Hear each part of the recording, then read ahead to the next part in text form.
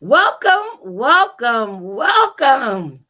Welcome to day 51 of the Free to Hope conversation with Edwina B. That's me, y'all. As we engage in a discussion, a conversation on how to apply the 12 steps to COVID 19. You are familiar with the 12 steps, aren't you? If you are not, please go on the website and extract the 12 steps of the founding fellowship of Alcoholics Anonymous that were customized over 80 plus years ago and has sustained and maintained itself with millions of individuals like myself who have been affected by the disease of alcoholism, and how we stay sober one day at a time and help other alcoholics achieve sobriety one day at a time. And so the 12 steps is being applied to COVID 19 because in the 12th step, the last portion, it says, practice these principles in all our affairs.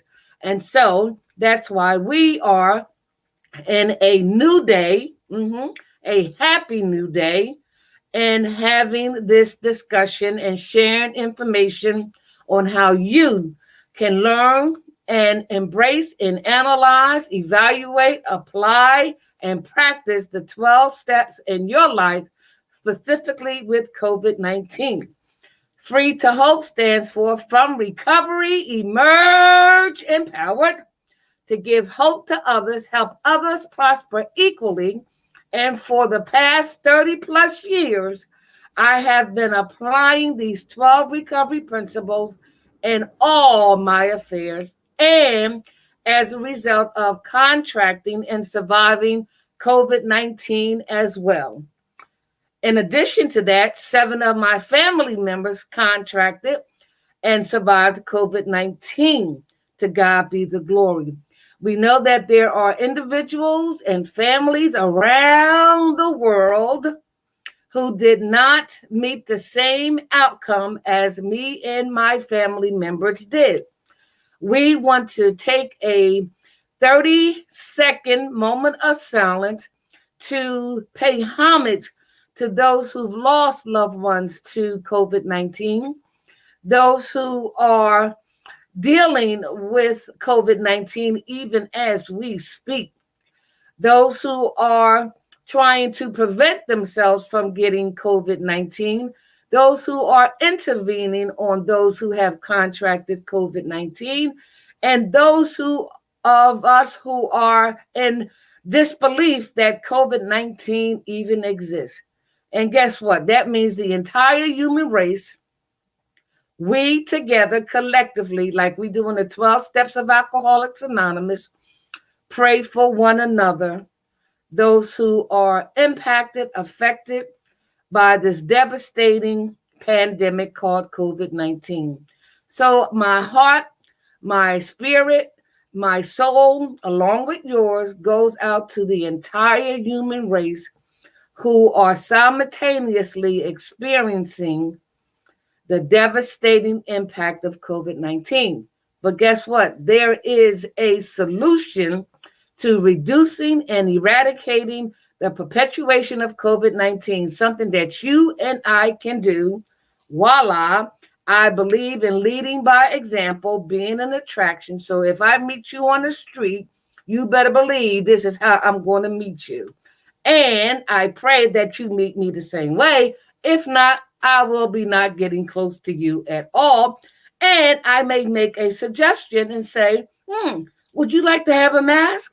And if you say no, no problem. I will keep my distance. I will wash my hands and I will follow the same simple suggestions that have been given by the CDC, researchers, the data, the statistics, and guess what?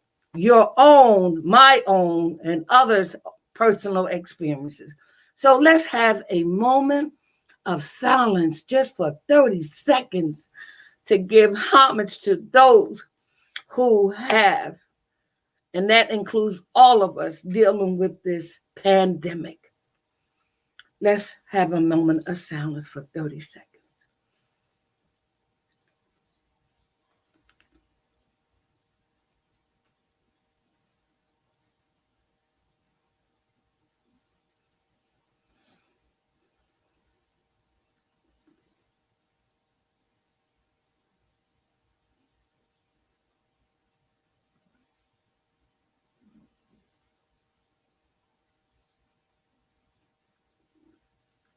Thank you. Thank you. Thank you. My heart is full, and it's full because I and members of my family could not be sitting here before you had not the Creator breathed life into us. Had our Creator did not wake you up, us up this morning. And my homage goes out to the Creator, who I now call God. I didn't recognize him as God, didn't call him God when I first got into recovery over 30 plus years ago. He delivered me from underneath a parked car in the streets of Philadelphia. Yes.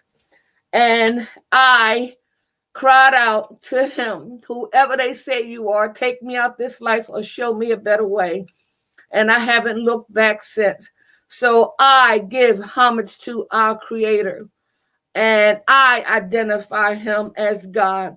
And in this 12-step program that we have learned from Alcoholics Anonymous, you can get a higher power of your understanding, one that you can relate to, one that is loving and caring.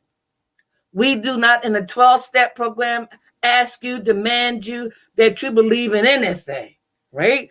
We only make suggestions that you get in touch with your higher power.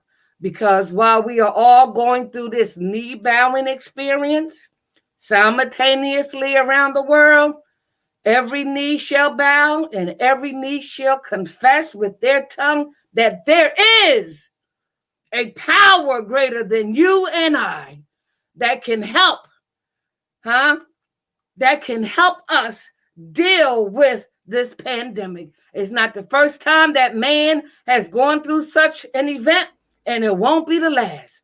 But thank God for a 12-step program where we can apply 12 spiritual principles to combat this COVID-19. This was substantiated by Dr. James T. Allison in an article he wrote back in March of 2020 in Psychology Today. And the caption read, "How we can benefit from the wisdom of 12-step programs during this pandemic."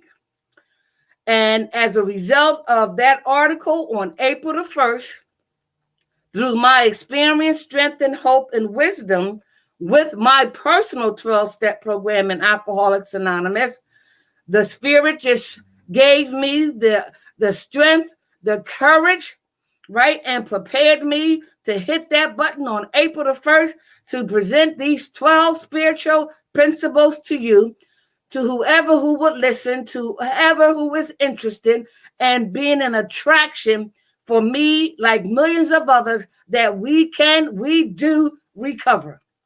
And so as a result of April the 1st, I have been sharing my experience, my strength, my hope, and my wisdom with you on how to utilize and obtain the wisdom from the 12 steps. I also extracted a template, an outline, a guide, and that was from Jason Wahler, JASON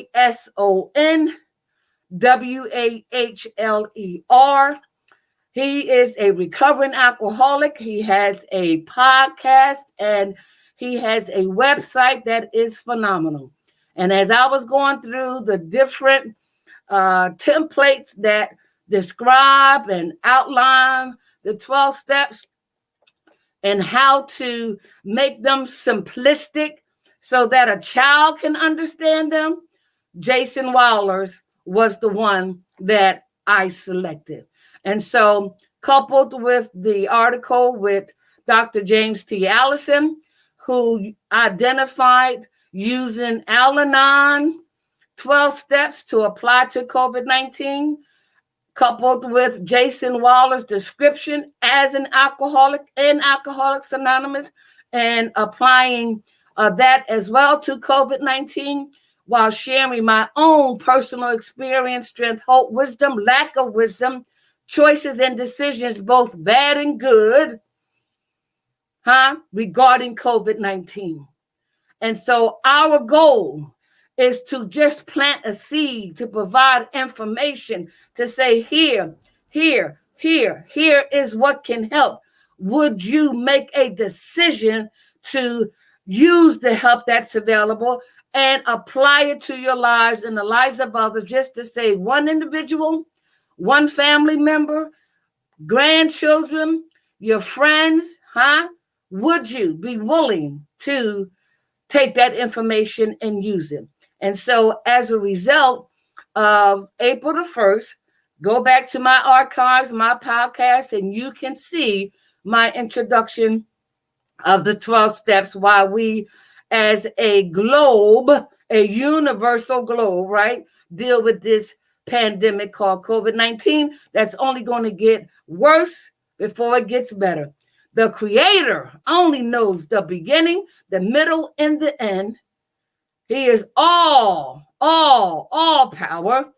Man is limited. We are in chaos. We are scrambling, trying to find out what's going on, how we can help. But guess what? Dr. James T. Allison said, we as a human race can benefit from the wisdom of 12-step programs. Why? Because they are spiritual in nature. The reason why we, people like myself and millions of others, are recovering from alcoholism, because Dr. Carl Jones, Dr. Bob, and Bill realized through Dr. Carl Jones' observation, right, that we as alcoholics who desperately need to recover, it would only take a divine providence, right, a spiritual awakening in order to achieve a psychic change. So we're talking about spiritual in nature to combat and deal with our physicalness as a human being. Donald Lawrence says it so eloquently in his song called Spiritual. It says, you are not a natural being having a spiritual experience. You are a spiritual being walking and living this natural experience. And so by understanding the need to apply these 12 spiritual principles in order to eradicate the perpetuation of COVID-19, guess what? That is a solution. It is a solution to save one life, one family, one culture, one community, one city, one state, one country. And if we all do it collectively, guess what? We can have an impact in decreasing the effects, outcome, and fatalities of COVID-19. So I thank God that He prepared me, that He encouraged me, that He asked me to humble myself, to practice the spiritual principles of the 12-step program, 3 that are indispensable: honesty, open-mindedness, and willingness. That's the how of what we use in our 12-step program, and it's the same that we can use in combating COVID-19. How? Honesty. To thy own self be true. Oh, open-mindedness, right? Believe that there is more information out there that can help you, but are you that closed-minded that you don't want to open up your mind to receive information that can save your lives and the lives of others? And W, willingness. Are you willing to use the information, apply it, and practice it in all your affairs? And so as a result, I thank God for sharing with me as a result that he delivered me from alcoholism and drug addiction and in recovery for 30 plus years. He also delivered me, right? And I'm in recovery along with 7 of my family members from COVID-19, right? And did you hear what I say? In recovery. Huh? In recovery. That means that, listen, I can pick up that drink again if I choose to, and I don't. I don't want to contract COVID-19. No, I do not, right? And so if I am in the mindset of recovery, that means that I have to do something on a daily basis. And that's why this is a new day, a happy new day. I know that we're in a new year, in a new month, but guess what? From a 12-step program, every day is a holiday. Every day can be a happy day. Every day is a new day. And every day I need to practice these 12 spiritual principles in all my affairs, particularly regarding COVID-19. Yes, 1 minute at a time, 1 hour at a time, 1 day at a time. If I and you continue to implement and apply and practice the simple suggestions of the CDC, wear a mask, wash your hands, social distancing, do not go out in public, right? Huh? If we do those simple suggestions, like the 12 spiritual simple suggestions that are in Alcoholics Anonymous and other 12-step programs, whether it be Gamblers Anonymous, Narcotics Anonymous, Sex Anonymous, Workaholics Anonymous, what? I am starting a COVID-19 Anonymous and applying these same 12 spiritual principles to eradicate the perpetuation of not just COVID-19, but all the other variants that are among us, right? And so as a result of sharing my experience, my strength, my hope, my wisdom, my decisions, my choices, both good and bad, of how I contributed to contracting COVID-19. Yes, I did. Yes, I did. I, with the information of the 12-step program, did not apply it. Had the information and didn't use it.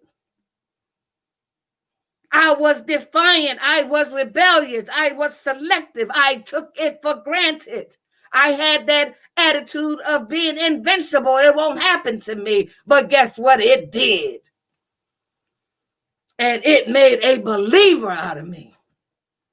Didn't have to be that way. And guess what? It doesn't have to be that way for you. So if you have a problem with the CDC and the data and the research, listen, hear from my horse's mouth, hear from my mouth, hear from the horse's mouth.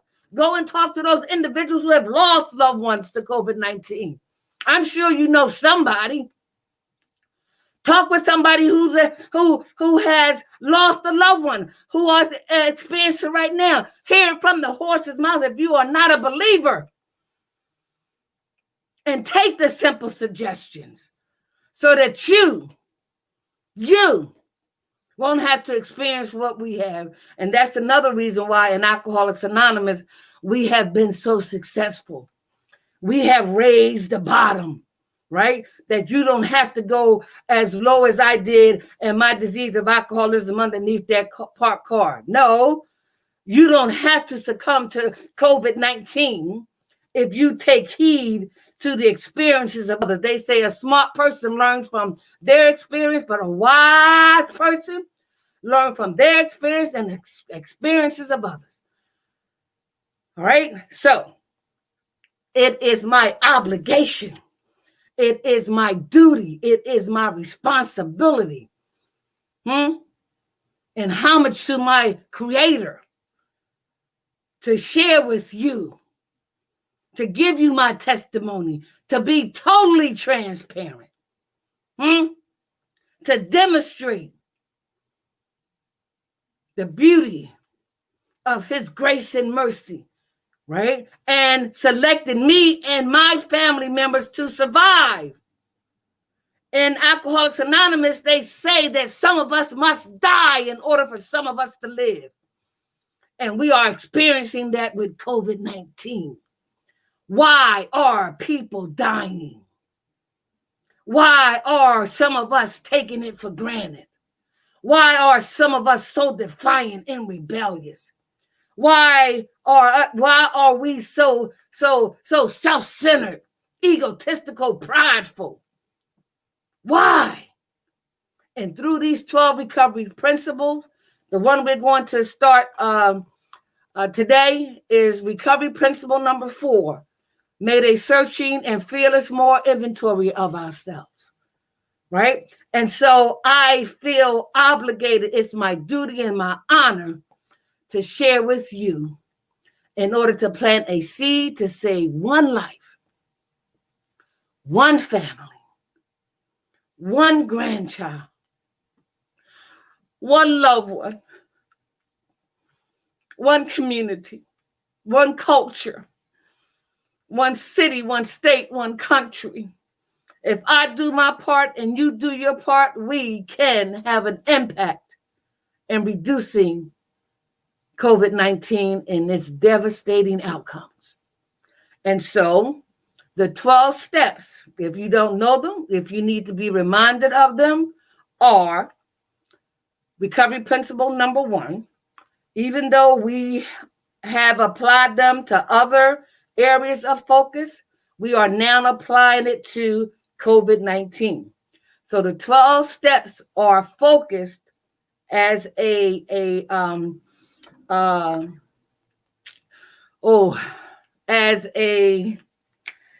discussion on our conversation of changing the area of focus to COVID-19.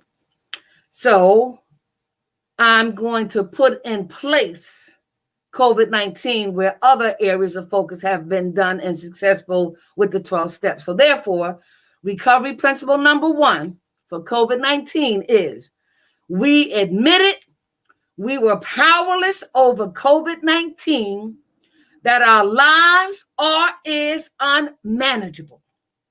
I'll repeat, recovery principle number 1 that has to be done 100%, has to be accepted 100%, 100%, with no reservations, no hesitation whatsoever. And it says, we admitted we were powerless over COVID-19 and that our lives were, and is unmanageable, depending upon where you are in the process, right? And so applying recovery principle number 1 can begin to challenge our old attitudes, ideas, and behaviors, our old mindset, and to engaging in the evaluation, the analysis, the surgery, dissecting recovery principle number 1 using Jason Waller's template, right, on the questions that he poses for us to get in touch with what it really means to accept in its totality recovery principle number 1. Okay? And so recovery principle number 2 says, came to believe that a power greater than ourselves could restore us to sanity. Sanity only means soundness of mind. Many of us have been making insane decisions regarding COVID-19, including myself. That's why I can talk about you, because talking about you, I'm really talking about me. I have made insane decisions regarding COVID-19, and as a result of contracting it and surviving it, I was restored to soundness of mind. Wear the mask. So what power, capital P, or powers that we came to believe can restore us to soundness of mind? And once we do that, we will have an experience that's transformation, that's spiritual in nature, that will challenge us to make better decisions, better choices, have an increase of spirituality regarding our attitudes, ideas, and behaviors. regarding COVID-19. Okay? Recovery principle number 3 says made a decision. Made a decision to turn our will and our lives over to the care of God.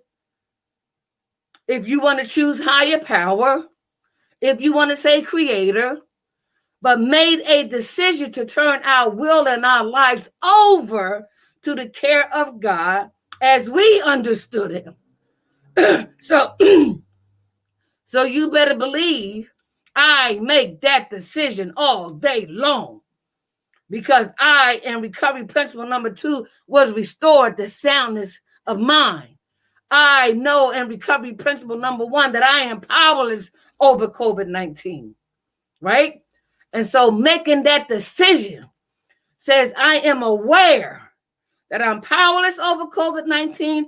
I need to come to believe that a power greater than me can restore me to sanity, soundness of mind, to make the right choices, to make the right decisions, right?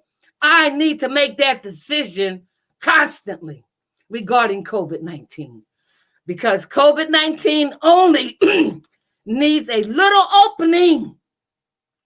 We put our guards down.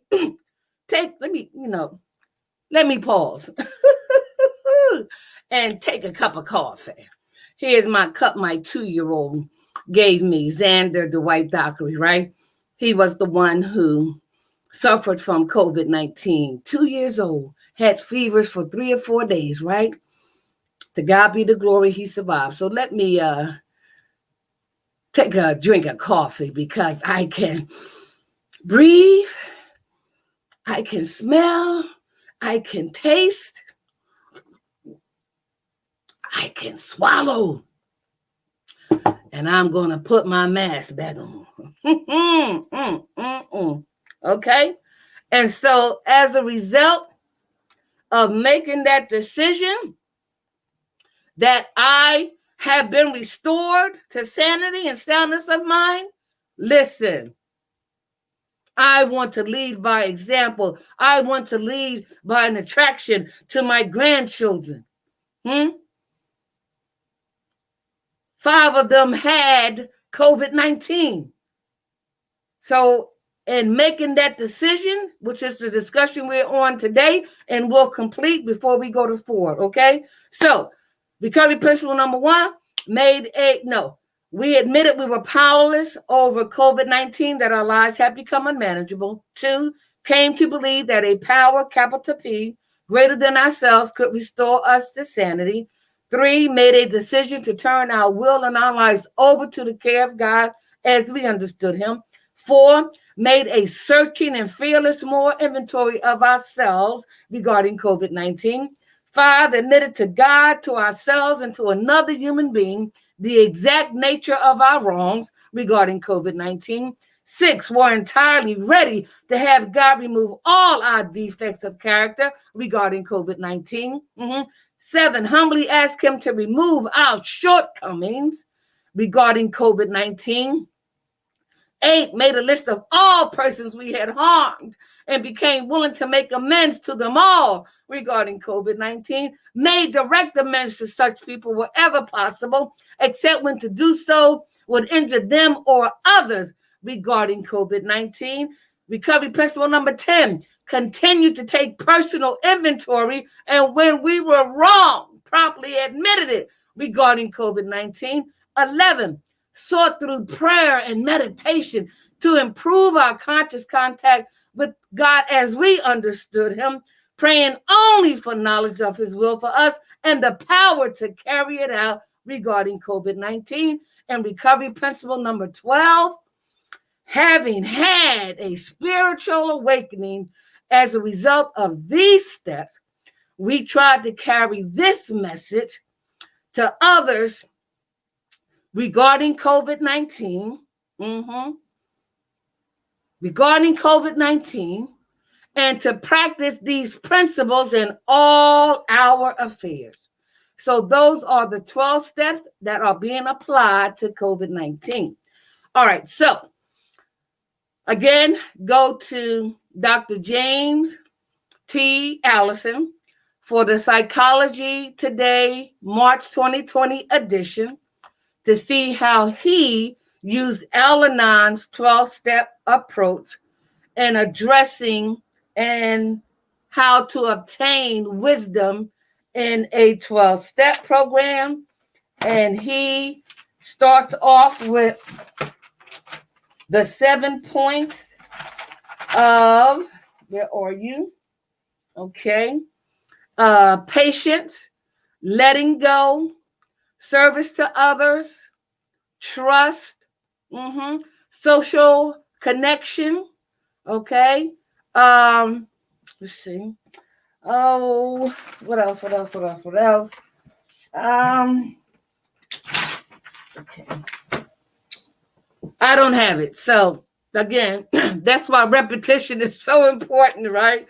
Because I don't forgot, right? I don't have the article in front of me. But go to Dr. James T. Allison, Psychology Today, March 2020 edition to look at his 7 points regarding obtaining the wisdom of a 12-step program and applying it to COVID-19.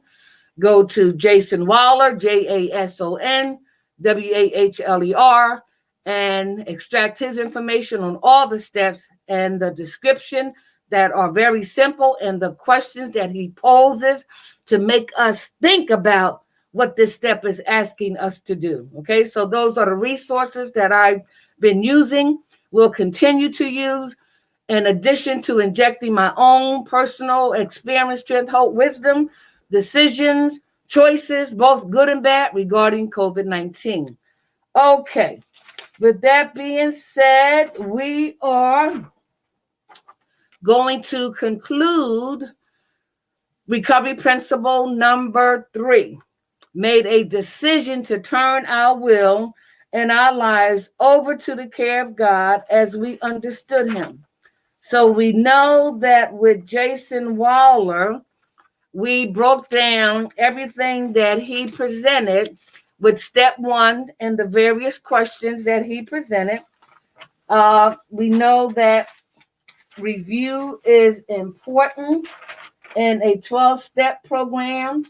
And so I want to be able to share with you some of the questions that was posed for step 1, just to give you an idea of how these questions can help make you think, can help you to be honest, to help you become open-minded, and most of all, to become willing to apply the information that is free. Okay? So some of the questions for step 1 were, what does COVID-19 mean to me, mean to you? How has COVID-19 affected you physically, mentally, spiritually, emotionally, financially, socially? How does your self-centeredness, my self-centeredness, right, affect my life and those around me regarding COVID-19? Have I blamed others for my behavior regarding COVID-19? Have I compared my behavior to COVID-19 with other people's behavior of COVID-19? What does unmanageability mean to you, and how has COVID-19 impacted you in that way? What troubles have been caused by COVID-19 in your life? Have you resorted to drinking and drugging to change or suppress your feelings about COVID-19? What reservations are you still holding on regarding COVID-19? Do you accept that you will ever regain control over COVID-19, no matter how long it lasts? Do you think you got control anyway? Right? Okay. What could your life be like if you surrendered completely to COVID-19? Ask those individuals who lost loved ones to COVID-19 what they would do differently, right? Are you willing to follow the CDC's simple suggestions, right? Go to the internet, see all the tangible experience, hear it from the horse's mouth, And are you willing to give your best effort not to contract COVID-19 or give it to anybody else? Are you willing? And the last question for recovery principle number 1, have you made peace with the fact that COVID-19 is here and that you need to do everything not to contract it or to infect others, right? Those were the questions posed for step number 1. Recovery principle number 2. The questions were, I'm not going to read them all because there are a number of them, but just to give you an idea, for recovery principle number 2, did you make insane decisions as a result of COVID-19? I did. Do you have any fears about coming to believe in something greater than you? Huh? What does we came to believe mean to you? Do you hear the word we? It's not focused on I, but what I can do, we can do together. So if we all do it simultaneously, we are all in this together and we can save and help one another, right? So what does we came to believe to you?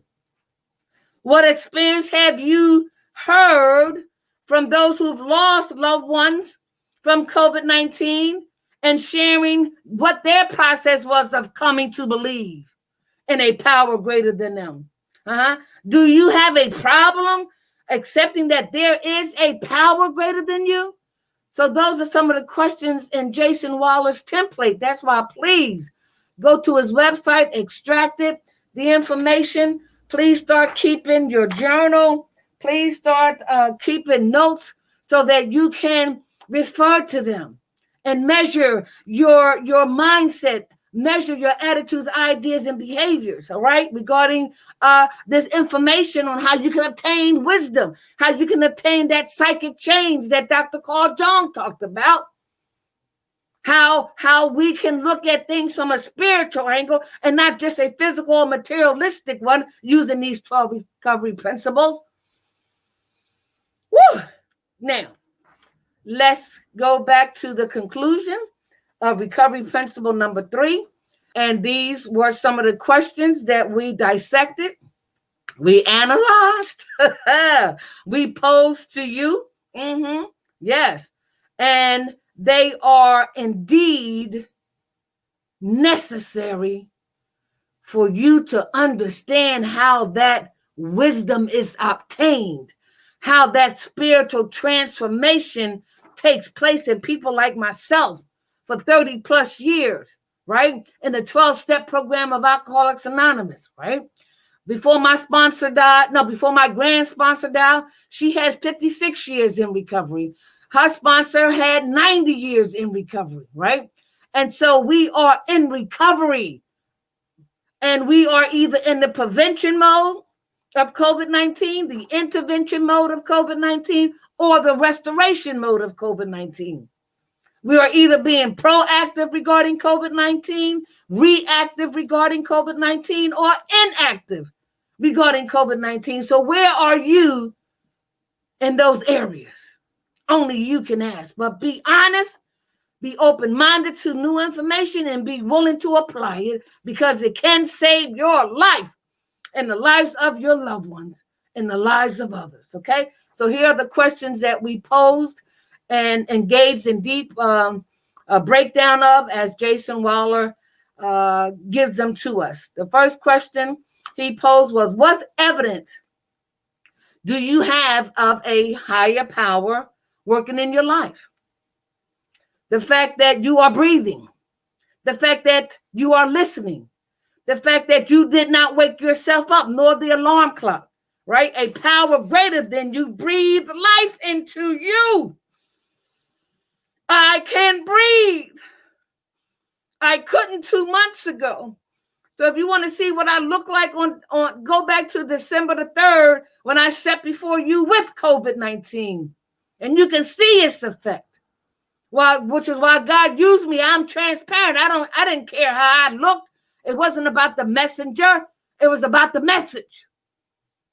Right? And so I know through my own experience with drugs and alcohol and the whole lifestyle that goes with that, but I also know about COVID-19 and how it could have had a different outcome in my lives and the lives of my loved ones. So ask yourself, what evidence do you have that a higher power is working in your life right now? Bring it down to the basics that you can breathe, you can speak, you can hear, you can swallow, you can taste. Because not everybody can say that.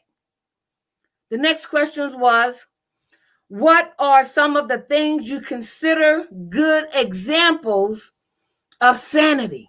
Huh? The fact that I'm wearing this mask. That's a good example of sanity, soundness of mind, right? So having that power greater than me, acknowledging him, demonstrated, wow, I can make sane decisions now that I recognize that there's a power greater than me who has restored me to soundness of mind. Wear the mask. Wash your hands. Social distancing. Do not go out if you don't have to. If you do go out, wear what you need to do, wash what you need to wash. Stay away from people who ain't out wearing a mask. Huh? If it's necessary. So I am making those same decisions. The fact that the insane decisions of taking my loved ones to a birthday party, to a public place, thinking it won't happen to me and my family, no. That was based on self-centeredness. It was based on selfishness. It wasn't based on ignorance because guess what? We had the information. But we chose not to be honest, and we chose not to be open-minded, and we definitely chose to be unwilling. The next question was, why is having a closed mind harmful to your not contracting COVID-19? Did you hear that? Why is having a closed mind harmful to you regarding COVID-19? The obvious, you could die.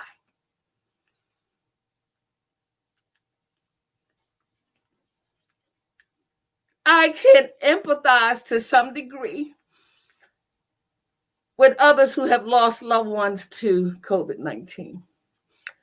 If you or I had a conversation with them right now, and I will be bringing some guests on now that I'm making progress in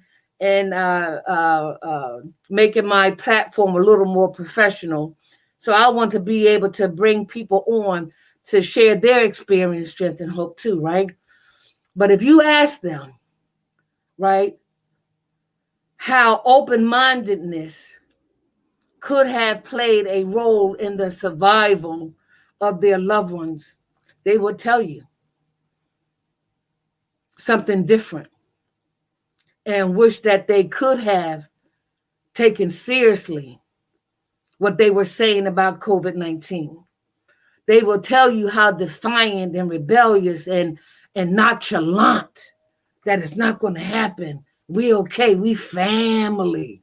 Oh, they will tell you, no. Don't be closed-minded. Open your mind spiritually. See with your eyes spiritually. The next one, how are you demonstrating open-mindedness in your life right now regarding COVID-19, right? What fears do you have that are getting in the way of your trust with a power greater than you? It has been demonstrated through my experience 30 plus years ago. I contributed to me becoming a drug addict and alcoholic. And I contributed to me getting underneath that parked car 30 plus years ago. But I could not get myself from underneath that parked car. I did not have the power. I contributed to me contracting COVID-19. I got myself into that by not taking heed, not taking the suggestions. But I could not get myself out of it. So I no longer have fears or about a higher power or that I need to trust my higher power. Fear and recovery of Alcoholics Anonymous say in the past we used to forget everything and run. No, in recovery we say face everything and recover. Face everything and recover. And making that decision to turn your will and your life over to the care of God as you understand him, your higher power, your creator, whoever you call it, but that power greater than yourself is not me and not you. So we need to trust when we make that decision that he has our lives in his care. Yes. Okay, what do you need to do to help get rid of that fear? And the last one says, are you seeking help from clarity? For clarity, for more understanding, for more information. Now that you see that this thing is real, it is taking lives by the thousands, by the millions. And there, by the grace of God, there go I, there go you, there go my loved ones. Are you willing to take off all those other masks that we've been wearing all our lives that don't mean nothing, but the one that means the most, I, like you, refuse to put on? No longer. And if God uses me to tell it, then use me up, Lord.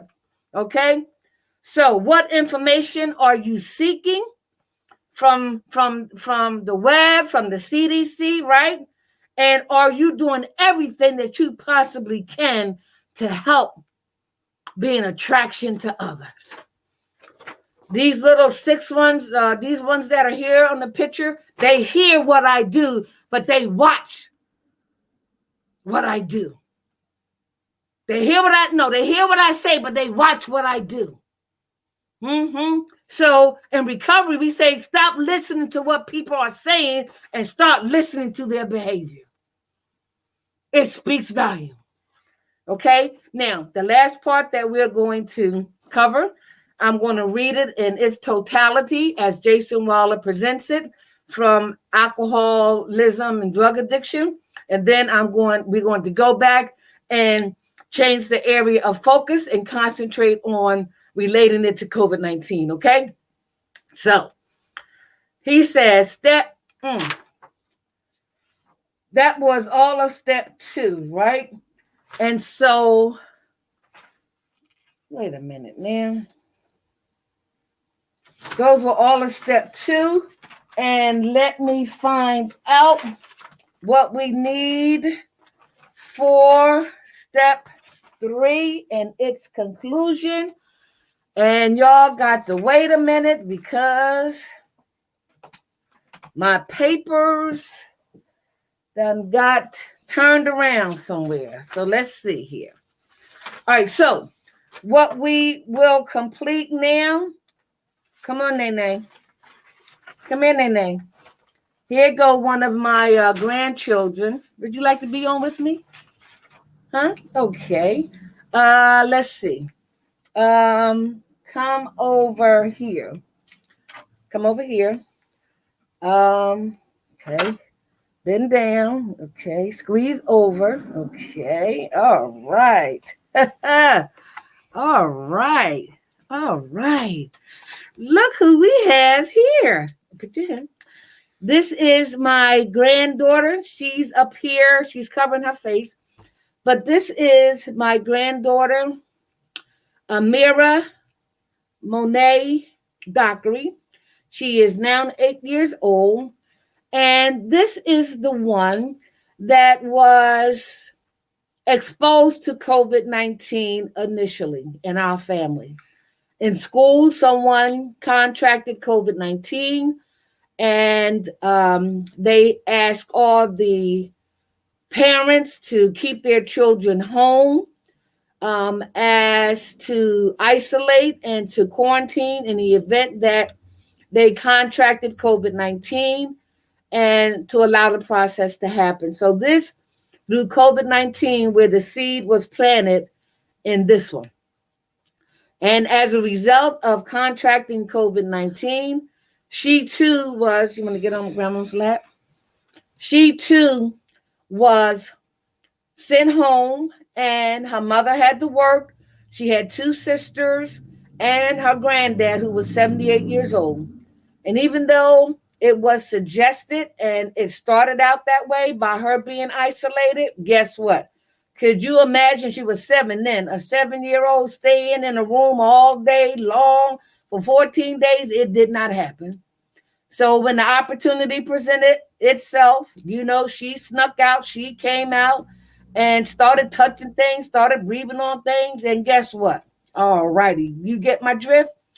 As a result of her her being exposed to COVID-19, and after quarantine or being isolated, right, she came to my house and with my other 3 grandchildren. And as a result of her being in my house and, staying here and whatnot, we found out a few days later that her grandfather, who lived with her, was taken to the hospital and for something else, and he was diagnosed with COVID-19, asymptomatic, right? And so the fact that she was already in my house, it prompted us to all go get tested. And even though it was 8 of us in the line on a Sunday at a pharmacy to get tested, and the lines were out the kazoo, and we were next in line before they shut down the service because it ended at 5:00. 2 of my daughter and her oldest went back to Philly. They was going to get tested on their own, but the remaining ones, me included, we went the next day to a community center and we all got tested. And even though we heard about and we was taught that when you do get tested to stay away, stay isolated, I didn't listen. And guess what? Because I didn't listen, I could not model the example for my grandchildren. And so we still did what we wanted to do based on my leadership. And when we got the results back, 2 out of the 6 tested positive for COVID-19. She was one of them, and my 10-year-old granddaughter was one, the one who lives with me, right?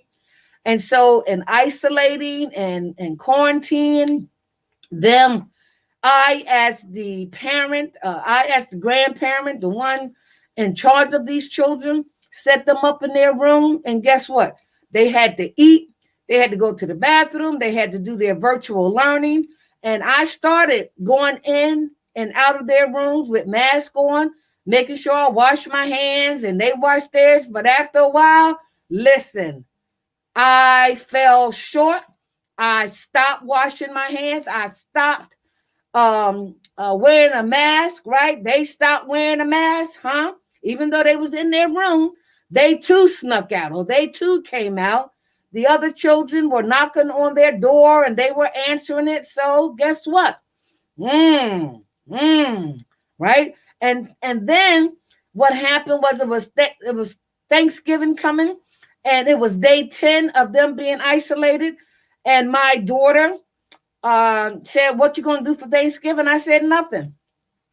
And by me saying nothing, she said, "Well, I want to come down and spend Thanksgiving with my daughter."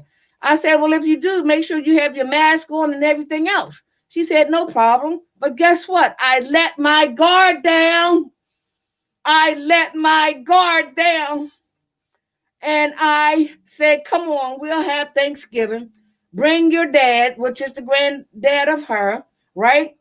And your other daughter, and we'll have Thanksgiving together, right? So it was 9 of us, right? Having Thanksgiving together. Brought the 2 out of the room who was supposed to be quarantined at least for 14 days. No, on day 10, because I let my guard down. Even though they say this and they say that, I let my guard down. And so, guess what? On day 14, the same 6 of us went to get tested. And guess what? The 2 who tested negative, the 2 who tested positive, and the 10-year-old now tested negative. But guess what? 2 other ones, including myself, and my 8-year-old tested positive. So here we go again. Quarantine, isolating, right? Still being defiant, still being rebellious, still not doing it 100%, still falling short. And that's when I decided to start recording and start sharing with you my experience, my strength, my hope, my wisdom, my lack of wisdom, my choices, my decisions, both bad and good, while suffering from COVID-19. Yes, I was honest, and I fell short. And so, after supposedly being isolated, my 8-year-old was in one room, I was in my room, and the other children had access to the house, right? And guess what? I still came out without a mask, started to come out with a mask, but eventually started coming in and out without the mask, checking on the house, checking on them. I fell short, taking it for granted, right? And so after another 14 days of quarantine, right, isolation supposedly, the 6 of us, went back and got tested again. Everybody tested negative except me. I tested positive again. And I called my daughter and she said, Mom, you could have very well had a false positive. Why don't you go and get the nasal? The nasal one is the most accurate because we have been doing all of the mouth testing, right? And I said, okay. So I called, and the answering service came on. I left a message. They called me back and they said, when do you want to make an appointment? I said, ma'am, listen, I can come right now. And so she said, could you get there in such a amount? Listen, I'm on my way. And I went and I took that nasal test. And while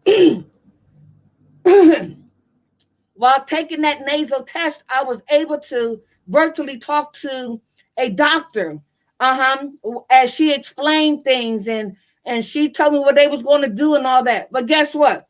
I kept her longer than she expected because I was asking all kinds of questions, and I learned so much that I didn't know, right? That they say that when one person is affected or tested positive, we are to assume that the whole house is positive because we're breathing the same air, we're touching the same things, right?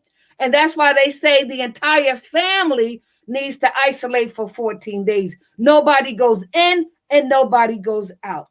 I also learned that not everybody had symptoms. Out of the 8 of us, only 2 of us had symptoms. Everybody else was asymptomatic, right? She also told me that once you catch it one time, you can still test positive 4-6 months later. I didn't know that, right? And of course, that we can contract it again. I also learned that we can also be subjected to people who we think that are safe. We don't know who they've been around. So going to parties and going to public events, that's a no-no. So guess what? Listen, I thank God that all of us survived COVID-19. And that I, as their parent, as I who is responsible for them, that I lead by example, right? By wearing my mask, by washing our hands, right? By social distancing, by not going out if we don't have to, okay? And so I just want to, share with you, even though I didn't get a chance to conclude recovery principle number 3, because I learned to yield to the Spirit. And this is the only one that's here with me. The other ones went on a little vacation to their grandmom's house. And that's the only two houses that we've been around, her house and my house. So we ain't been going to nobody else's house but hers and mine. All right. So with that, I want to conclude this conversation by saying, if it's God's will that we are reunited for day 52, and he breathed life into us and wake us up tomorrow morning, I will see you. In the meantime, are you in the prevention mode, intervention mode, or the restoration mode of COVID-19? Are you being proactive? Are you being reactive? Or are you yet inactive to COVID-19? So until we meet again, answer those questions. Go to the various resources that I have given you and educate yourself. There, by the grace of God, there go I. Be safe and God bless you.